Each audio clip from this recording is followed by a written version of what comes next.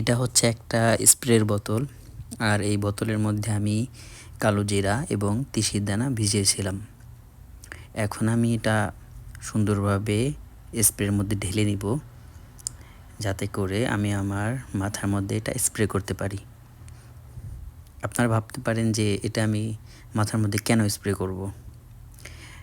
আপনারা জানলে অবাক হবেন যে এই তিসি এবং কালো জিরা এটা যদি সুন্দরভাবে 12 ঘন্টা 13 ঘন্টা ভিজিয়ে রাখার পর প্রতিদিন সকালে এটা মাথায় যদি স্প্রে করা হয়, স্প্রে করে একটু একটু করে মাসাজ করা হয়, তাহলে মাথার চুল পড়া অনেকটা কমে যায় এবং নতুন চুল গজাতে সাহায্য করে।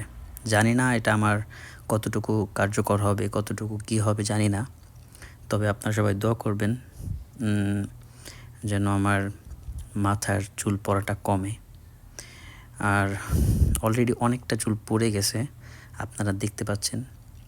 এইভাবে প্রতিদিন স্প্রে করব, দেখি কি হয়। সবাই দোয়া করবেন যেন ভালো কিছু হয়। আল্লাহ হাফেজ।